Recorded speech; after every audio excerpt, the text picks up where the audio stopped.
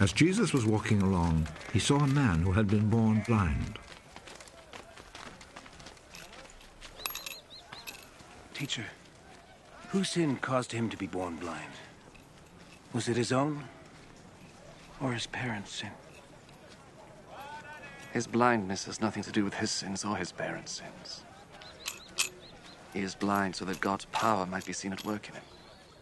As long as it is day, we must keep on doing the work of him who sent me. Night is coming, when no one can work. While I am in the world, I am the light for the world.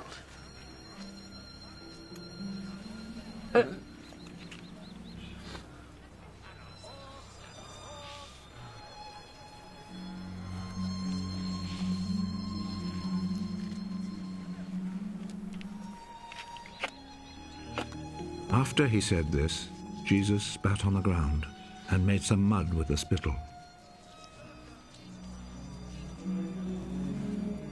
He rubbed the mud on the man's eyes.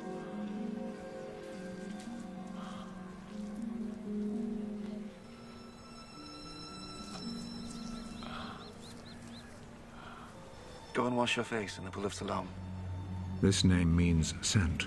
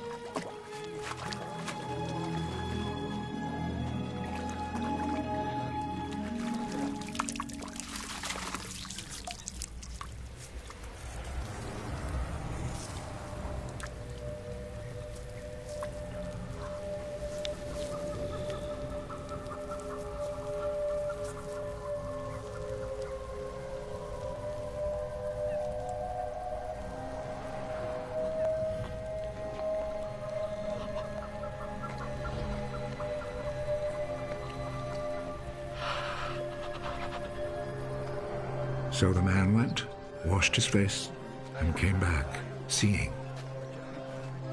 His neighbors then, and the people who had seen him begging before this, asked, "Isn't this the man who used to sit and beg?" He's the one. No, he isn't. He just looks like him. I am the man. How is it that you can now see? The man called Jesus made some mud, rubbed it on my eyes, and told me to go to Siloam and wash my face. So I went. And as soon as I washed, I could see. Where is he? I don't know. Then they took to the Pharisees the man who had been blind. The day that Jesus made the mud and cured him of his blindness was a Sabbath.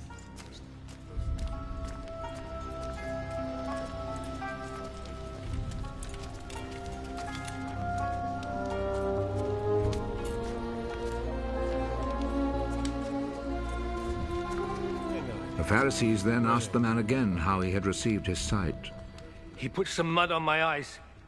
I washed my face, and now I can see.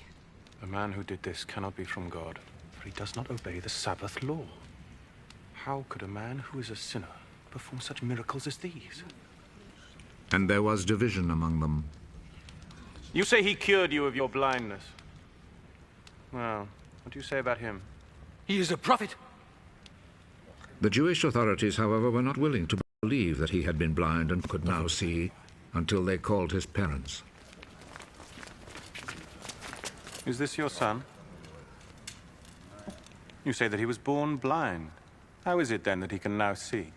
We know that he is our son, and we know that he was born blind. But we don't know how it is that he is now able to see, nor do we know who cured him of his blindness. Ask him. He is old enough and he can answer for himself. His parents said this because they were afraid of the Jewish authorities, who had already agreed that anyone who said he believed that Jesus was the Messiah would be expelled from the synagogue. That is why his parents said, "He is old enough, ask him." A second time, they called back the man who had been born blind. Promise before God that you will tell the truth. We know that this man who cured you is a sinner. I do not know if he is a sinner or not. One thing I do know. I was blind. And now I see.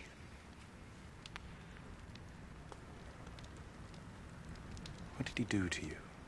How did he cure you of your blindness? I have already told you, and you would not listen. Why do you want to hear it again? Maybe you too would like to be his disciples. They insulted him and said, You are that fellow's disciple. But we are Moses' disciples. We know that God spoke to Moses. As for that fellow, however, we do not even know where he comes from. What a strange thing that is. You do not know where he comes from, but he cured me of my blindness. We know that God does not listen to sinners. He does listen to people who respect him and do what he wants them to do. Since the beginning of the world, nobody has ever heard of anyone giving sight to a person born blind. Unless this man came from God, he would not be able to do a thing! You were born and brought up in sin! And you are trying to teach us. and they expelled him from the synagogue.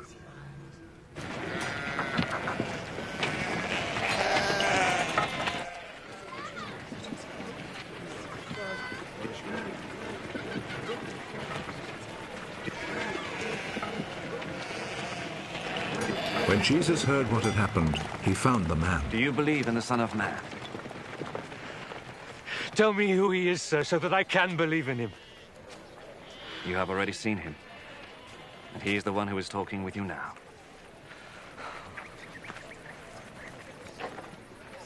I believe, Lord. And he knelt down before Jesus. I came to this world to judge, so that the blind should see, and those who see should become blind. Some Pharisees who were there with him heard him say this and asked him, Surely you don't mean that we are blind too?